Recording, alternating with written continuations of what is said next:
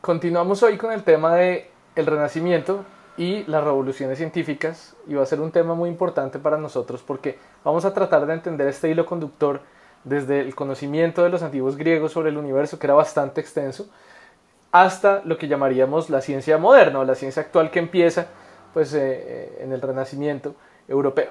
Pero eso no significa, y es importante aclararlo, y es la razón por la cual estamos tomando este tema aquí, que no significa que desde los griegos hasta el Renacimiento no pasó nada en el mundo, no, esa es una visión absolutamente eurocentrista.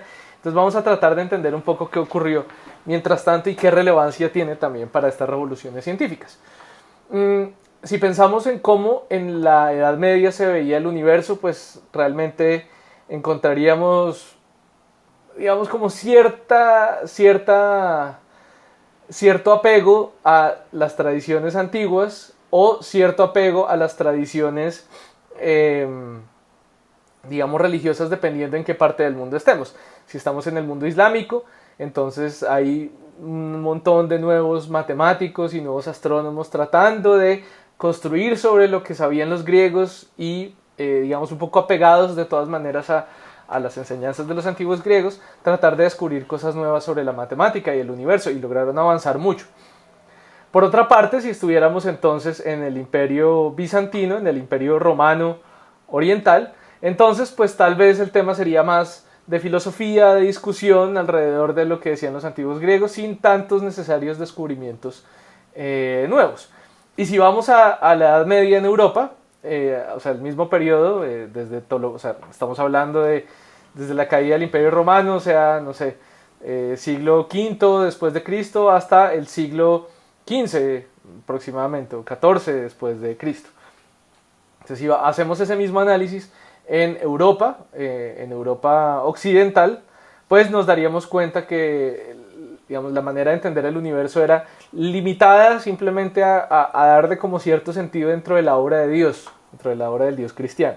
Entonces, pues, si vemos manuscritos iluminados con imágenes como la que vemos aquí a la derecha, pues está el sol, las estrellas en una esfera celeste, ¿no? Como la abstraemos, pero pues para ellos era simplemente algo real y parte de la creación. Y digamos que la manera como se enseñaba el universo pues era simplemente muy descriptiva, y la manera como se entendía entonces el movimiento de los planetas, la luna y el sol era únicamente para mantener fechas importantes, para los santorales, etc.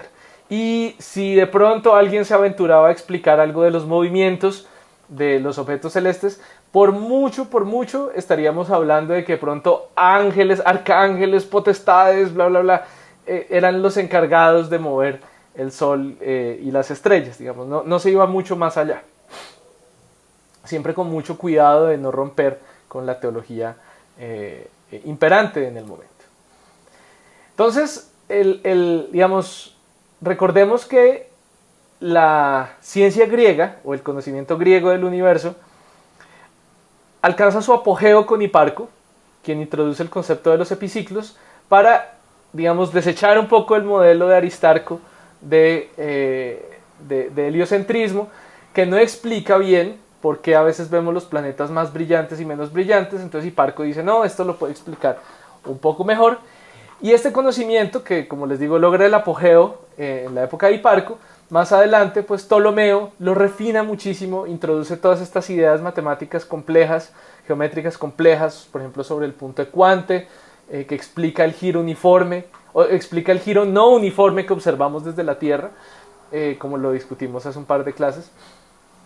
Entonces Ptolomeo hace una compilación de todo este conocimiento griego y digamos como que a partir de ahí coincide también con la caída del Imperio Romano, y entonces pues digamos lo que se hace, la labor que quedaría ahí pendiente sería entonces más la de preservar, la de proteger este conocimiento, que seguramente para las autoridades cristianas era visto como conocimiento pagano, ¿no? Como conocimiento por fuera de la teología. Entonces, gran parte de este conocimiento afortunadamente fue preservado en el Imperio Bizantino, o sea, lo que cuando, digamos, el Imperio Romano era una mole muy grande, pero tuvo una división en dos, se dividió en el Imperio Romano Occidental y el Oriental tenía su capital en Constantinopla, actual Istambul, antes Bizancio también, ni varios nombres, y ellos, estando tan cerca de la antigua Grecia, pues fueron los que preservaron todos los escritos de los filósofos, los matemáticos, los geómetras griegos y los astrónomos griegos. De hecho, ellos tenían unos conocimientos matemáticos muy avanzados, ellos lo preservaron muchísimo. Por ejemplo, se construyeron la catedral que fue la más grande del mundo por casi 1000 años, Hagia Sofía, que la vemos aquí en Constantinopla, la construyeron en el siglo VI después de Cristo, y fue pues un hito de la matemática y la arquitectura poder hacer unas estructuras, una estructura tan grande.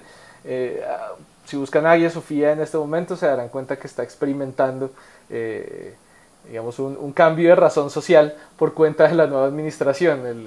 La administración de Erdogan mandó por decreto decir que eso ya no iba a ser una catedral, sino que ahora eso iba a ser una mezquita. Entonces, es una cuestión compleja, como siempre. Entonces, en Bizancio pues estaba la conexión entre el mundo griego antiguo y el mundo islámico que estaba emergiendo, ¿no? O sea, estaban dándose las opciones, y entonces el mundo islámico se convirtió pues como una potencia, mientras que el Imperio Romano o los remanentes del Imperio Romano se iban resquebrajando, y entonces se hicieron todos estos reinos más pequeños en Inglaterra, en Francia, en Alemania, que se la pasaban peleando y rezando y no hacían nada más. Y entonces perseguían toda forma de conocimiento pagano en Europa Occidental. Entonces en Europa Oriental preservó estos conocimientos, y esos conocimientos, por contacto con el mundo islámico los tomó, y entonces comenzó a hacer sus propios comentarios y sus propias, digamos, deducciones, avanzar un poco sobre los pasos de los antiguos griegos. Entonces ya habíamos hablado de la astronomía árabe hace un rato, pero nos falta contextualizar un poco también hasta dónde llegó la astronomía árabe. Entonces, bueno, la astronomía árabe tuvo su apogeo y decaimiento cerca a la época de las invasiones mongoles. Recuerden que Gengis Khan arrancó desde Mongolia y arrasó con medio mundo en ese momento. Entonces, pues hasta los árabes, hasta el mundo islámico sufrió las consecuencias de las invasiones mongoles. De hecho, Tusi, del que hablamos hace unos días, que trabajaba sobre el tema de los epiciclos y refinó el tema de los epiciclos, él trabajaba en la corte de un rey mongol. O sea, eran reyes que instalaban los mongoles, y entonces pues ellos veían que todo andaba bien, es decir, las civilizaciones islámicas eran pues muy sofisticadas, dedicadas a la ciencia, entonces ellos protegían eso, aunque pues obviamente eso indujo rompiendo el orden social, pues indujo decaimiento un poco en el mundo islámico, por lo menos la ciencia en el mundo islámico. En ese periodo de decaimiento, muy pocos manuscritos árabes sobrevivieron. Los que sobrevivieron habían sido manuscritos que habían quedado en Bizancio, ¿sí? Que habían quedado en el Imperio Bizantino a través del contacto.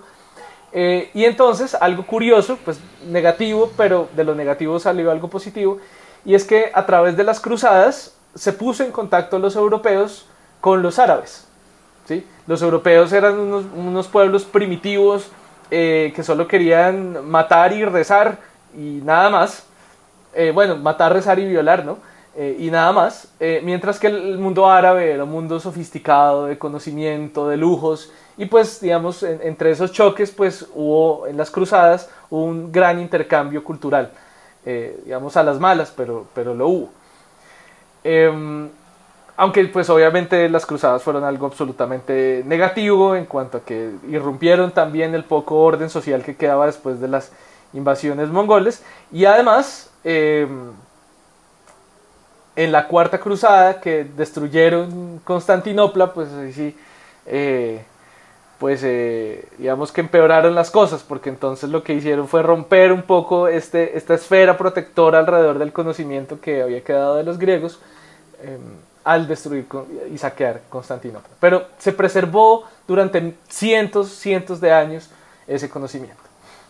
Entonces, el otro contacto que había entre el mundo occidental y el mundo árabe era a través de los musulmanes que vivían en la península ibérica.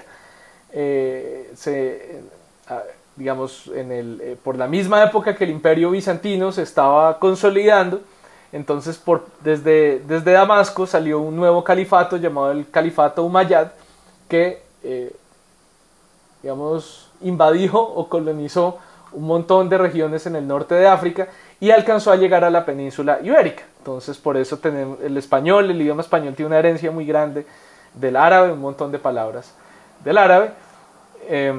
Almohada, almojábana. Ojalá, cuando uno dice ojalá, está esperando que Alá quiera que uno haga algo.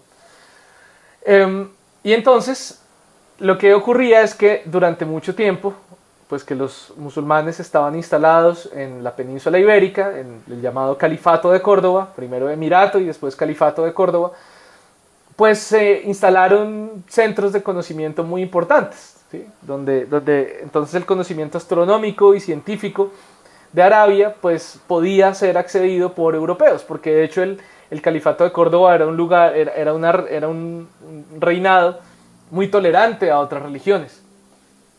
Entonces, los ibéricos nativos, digamos, los europeos podían ir en cualquier momento, los judíos podían vivir sin ningún problema.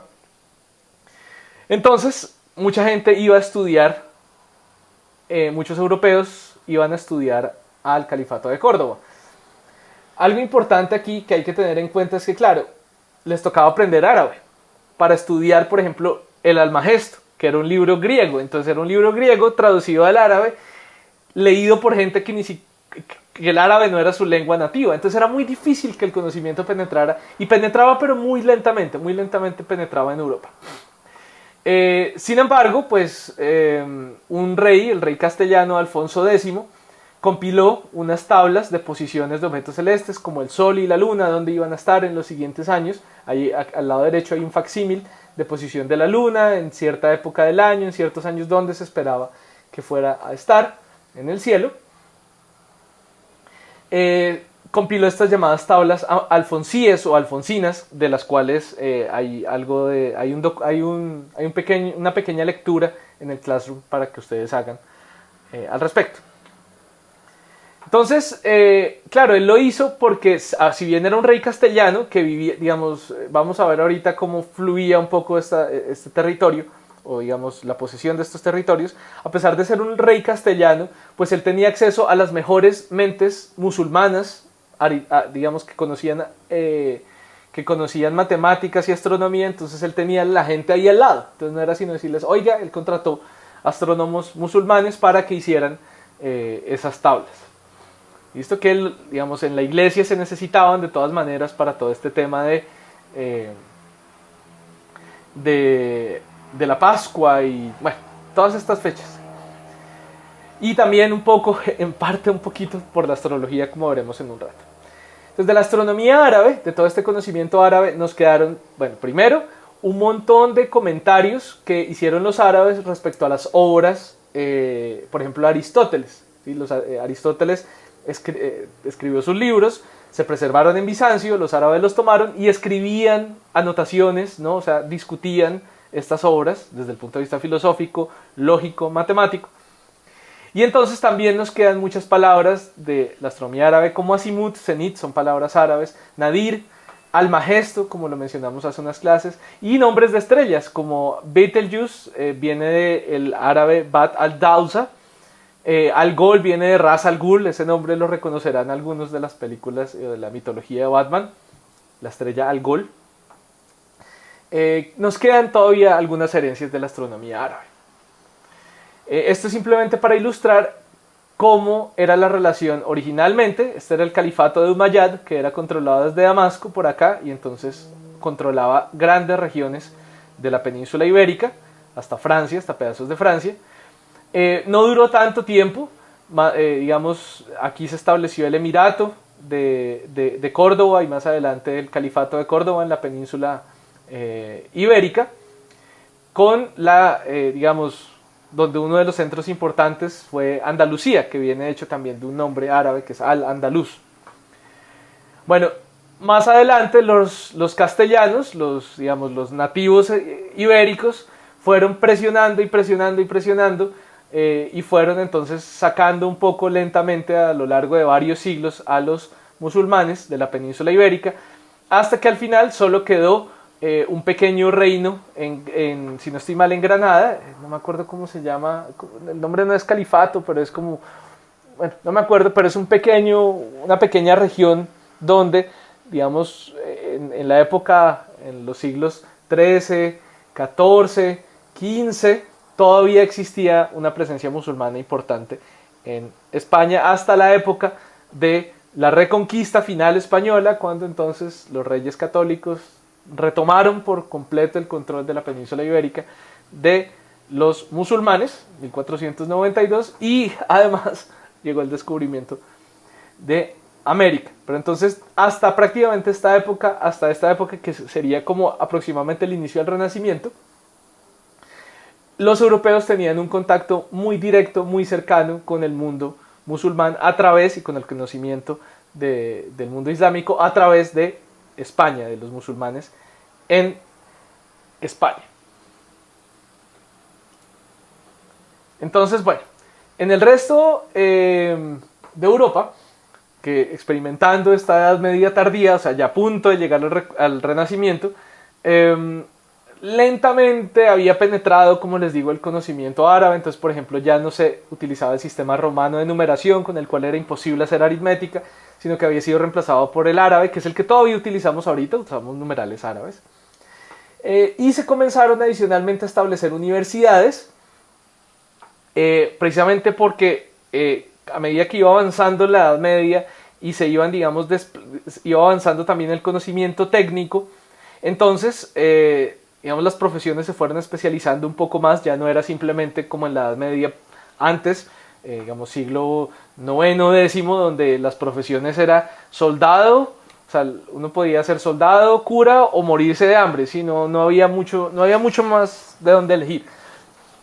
Entonces se fueron creando unas nuevas especialidades técnicas y entonces se establecieron universidades, ¿sí? Para poder enseñar entonces estas especializaciones técnicas mucho más en Bolonia, en París, en Oxford, pero inicialmente, digamos, eran muy pegadas a la doctrina religiosa. Entonces, originalmente el conocimiento pagano estaba prohibido.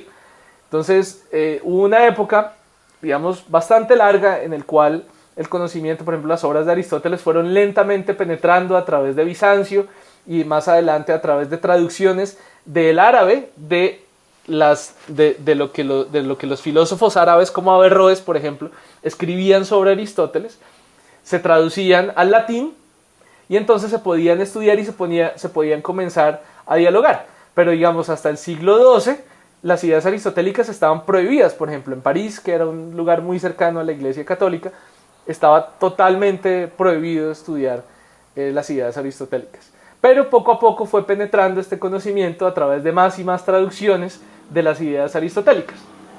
Traducciones del árabe de discusiones sobre las ideas aristotélicas, más bien. Curiosamente, la astrología también comenzó a resurgir. Por mucho tiempo estuvo, digamos, muy decaída en Europa, pero a medida que fue también como aumentando la penetración de conocimiento de matemático y astronómico a Europa, entonces también la astrología comenzó a resurgir. La astrología siempre es muy hábil, así como las cucarachas, en meterse por los huequitos por donde pueda entrar, entra. Simplemente la gente siempre quiere creer en que puede estar en control de su destino, o puede saber qué es lo que va a venir. Entonces, pues la astrología logró meterse, pero bajo preceptos cristianos. Entonces, la manera como funciona es la siguiente, o como funcionaba era la siguiente.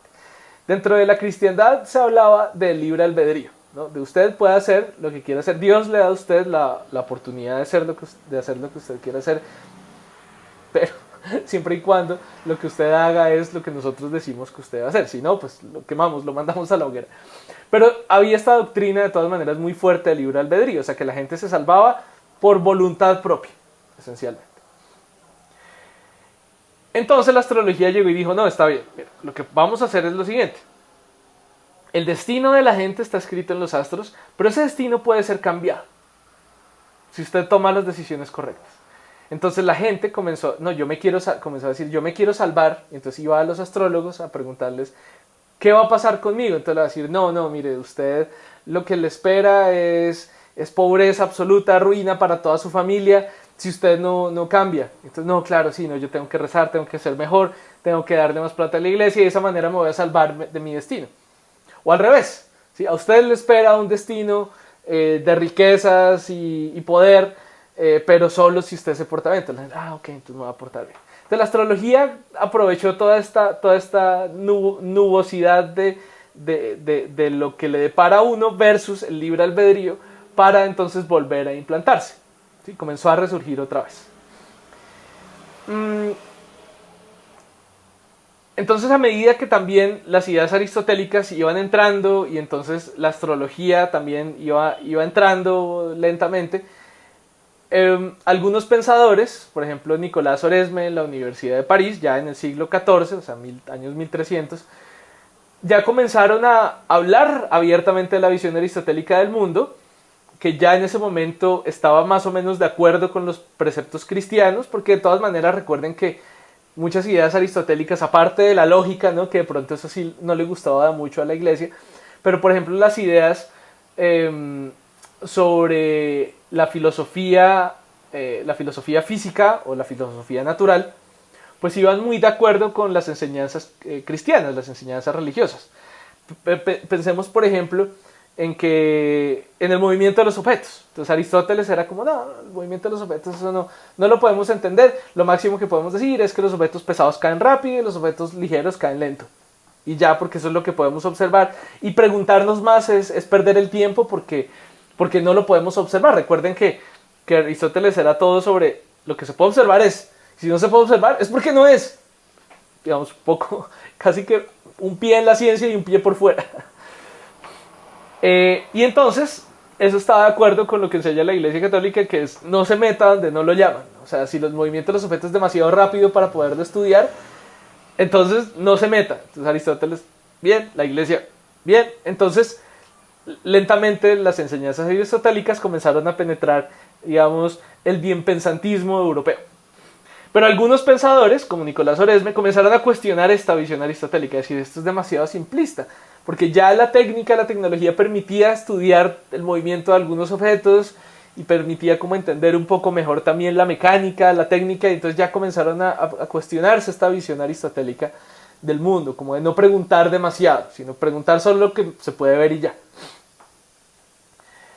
De hecho, durante otra razón por la cual no había como una universidad en Europa es porque también los europeos vivían agarrados. Entonces, por ejemplo, parece que la Universidad de Oxford también se formó porque el rey inglés le prohibió a sus súbditos ir a estudiar a Francia. Entonces les tocó montar su rancho aparte en Inglaterra.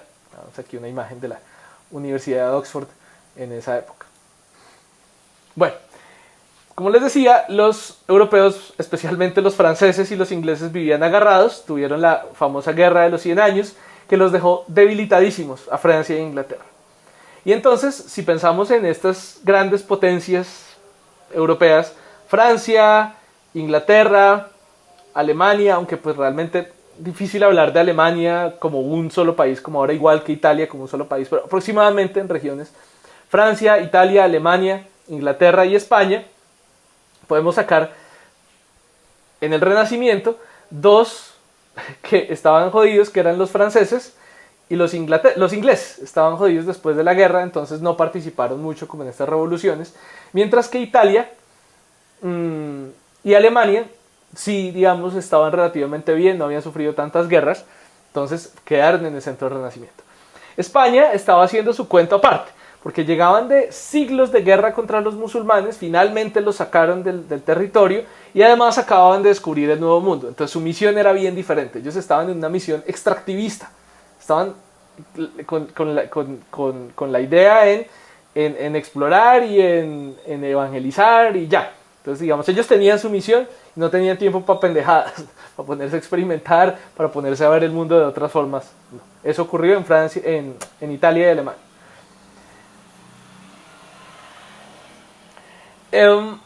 Y aquí, pues quiero hablar, quiero hablar un poquito sobre la historia del arte. Entonces voy a tratar de cerrar aquí con el tema, con cómo el arte también nos permite entender la manera de ver el mundo a través de a través de la historia, a través de los años. Entonces uno mira, por ejemplo, las ilustraciones de los manuscritos iluminados de los monjes medievales en Europa, por ejemplo, este libro hecho por un francés, un libro para rezar, el libro de las horas, y vemos las ilustraciones y decimos, pues la gente no se ve así, ¿por qué? ¿Por qué tenemos estos dibujos pues tan feos? ¿Por qué no sabían dibujar en esta época? Entonces pues notamos pues los motivos religiosos, obviamente. Por ejemplo, tenemos esta otra imagen de un mosaico en una iglesia que data de 1100, del año 1100, o sea, del siglo XII. También nosotros pensamos, pero eso no parece algo real. O sea, ¿por qué les costaba tanto trabajo dibujar una señora y un bebé y un burro y un buey y unos ángeles y unos caballos? O sea, eso no tiene proporciones realistas para nada.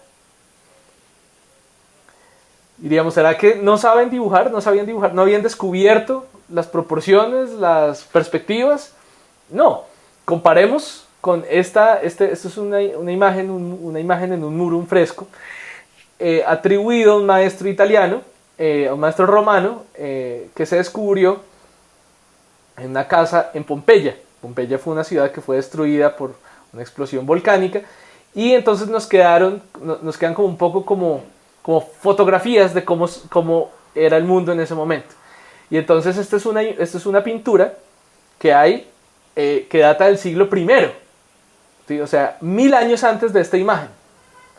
Entonces, ¿cómo es posible que se les haya olvidado pintar? O sea, esta imagen pues no es un espectáculo, claramente yo no la podría dibujar, pues no es así, no es como, o sea, no es de Da Vinci pues, pero pues está bien, es realista, o sea, plasma una imagen desde un punto de vista estéticamente agradable y además tiene proporciones realistas, las personas se ven como personas, las columnas se ven como columnas, hay profundidad, y vemos algo así y decimos, no tiene nada que ver con la realidad. Si juzgamos desde el punto de vista del realismo, estaríamos diciendo estas imágenes medievales no tienen nada que hacer respecto a estas imágenes del siglo I de Pompeya, por ejemplo.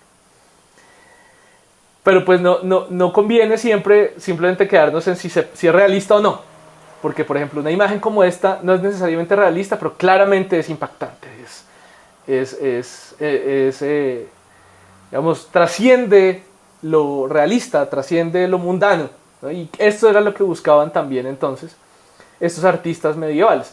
Por un lado, que les compraran, que les compraran sus cuadros, y los únicos que compraban cuadros pues eran las iglesias. Pero por otro lado, también acercar a la gente a la divinidad, a sacar a la gente del mundanal ruido y acercarlos a lo divino por medio de cuadros como este, que son claramente impactantes, aunque no sean muy realistas. Algunas cosas muy pequeñas son preservadas del arte antiguo, que como les acabo de mencionar, pues era bastante avanzado en términos del realismo. Entonces hay algunos detallitos que metían los artistas y que se veían, digamos, de la herencia, que no es del todo algo alejado de la realidad. Por ejemplo, el vaso aquí, esta vasija es muy realista, tiene sombras, tiene profundidad, ¿no? Los ropajes tienen caídas, quiebres, vemos todas estas sombras y dobleces de la ropa, que son herencia también del arte griego, pero los rostros no se ven necesariamente tan cercanos a la realidad, y las posturas no son realmente tan cercanas a la realidad, son medio antinaturales. Y esto fue así pues durante muchísimos años. De hecho, todavía, si nosotros vamos a ver una iglesia ortodoxa, o sea, de la cristiandad oriental, vemos que ellos todavía utilizan en sus iglesias y le rezan a estos famosos íconos que no han cambiado mucho desde el medioevo. Si nosotros, por ejemplo, vemos esta imagen de un santo, San Demetrio de Tesalónica, un dibujo del siglo XV, y todavía se utiliza este tipo de dibujos en las iglesias, o sea, este tipo de ilustraciones en las iglesias ortodoxas. Esta es una imagen reciente de una iglesia ortodoxa y vemos que las imágenes atrás no son cuadros hiperrealistas de Jesús y los apóstoles, sino son cuadros medievales. ¿Sí?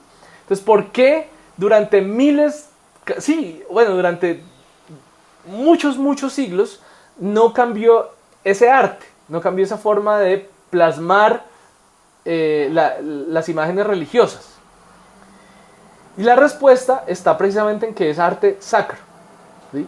El arte sacro no cambia mucho, ¿sí? Porque se escoge un estilo que no tiene que parecerse a la realidad precisamente porque plasma algo divino, algo que está más allá del mundo. Entonces no se plasma lo que está en el mundo, se plasma lo que está afuera y se implanta ese estilo y entonces por lo tanto se desechan los estilos anteriores. Entonces comienza también a permear cómo la gente se ve, como por ejemplo imágenes de ilustraciones de cosas más mundanas ni siquiera se muestran con un estilo realista, sino también se pega este estilo un poco abstracto de la realidad que trae el arte religioso.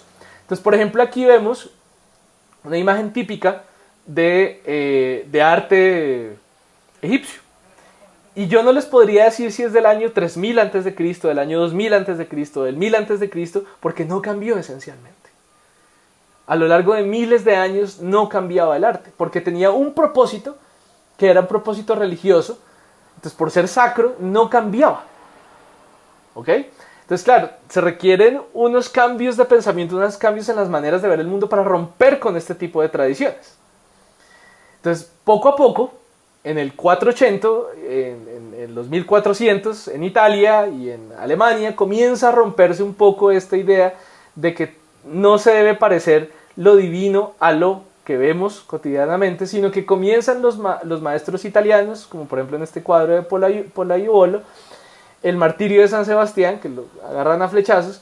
Entonces vemos que, claro, ya los humanos parecen humanos, están en poses humanas, hay algo de perspectiva, aunque realmente no lo hay, o sea, porque de todas maneras ninguna foto que nosotros podamos tomar de una escena así se vería así.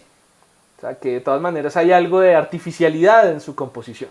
¿Sí? Las personas no se ven en posiciones donde realistamente, o sea, desde el punto de vista realista estarían. Pero comenzó entonces a ser más valorada la técnica de plasmar de verdad y de acercar a la gente a la iglesia y a estas visiones de la iglesia, y además porque los comerciantes se comenzaron a volver más y más ricos y entonces comenzaban también a pedir sus propias obras. Ya no era solo la iglesia, sino los comerciantes que querían plasmarse también. Entonces, por ejemplo, esta es una imagen de un comerciante llamado Etienne Chevalier, en el año 1450, que manda a hacer una pintura mostrándose al lado de San Esteban, un santo. San Esteban está a la derecha y el comerciante está a la izquierda. Entonces, claro, diríamos, ok, un cuadro religioso, pero pues es importante que por primera vez se muestra una persona de carne y hueso al lado de un santo, de una manera más realista que sacra, que esta manera bidimensional como artificial. De todas maneras, no hay, o sea, aprovechemos para juzgar esto. O sea, esto es algo absolutamente traqueto. Uno pedir, o sea, imagínense de verdad uno pedir, yo me quiero dibujar al lado del santo así rezando, un tipo así, o sea, quién sabe qué tipo de lacra sería el man. Sí, man bien millonario y bien caspa. Pues para lavarse la cara decía, no, sí, yo soy muy religioso y por favor pínteme aquí rezando, porque esto es lo que hago todos los días, no me la paso oprimiendo a gente para sacarles cada peso que tengan, no, yo rezo todo el día. Nada, siempre me ha causado mucha curiosidad esta imagen. Y entonces, finalmente ya cuando los comerciantes comienzan a tener otro ojo para el arte y comienzan a financiar el arte por fuera de la iglesia, entonces ya esto se escapa de las manos y viene entonces con una nueva visión del mundo, y es, no, podemos plasmar el mundo y podemos entender el mundo con todos sus secretos, ¿sí? Somos capaces, y entonces, por ejemplo, tenemos esta imagen que ya tiene todo para hacer algo mucho más cercano a la realidad. Entonces tiene sombras, perspectivas, detalles finos, los seres humanos se ven como seres humanos, están, o sea, claro, la composición es absolutamente sacra y es, digamos, tiene una belleza muy distinta a, por ejemplo, este cuadro que mostrábamos acá, una belleza muy diferente, pero es más, digamos, más cercana al realismo.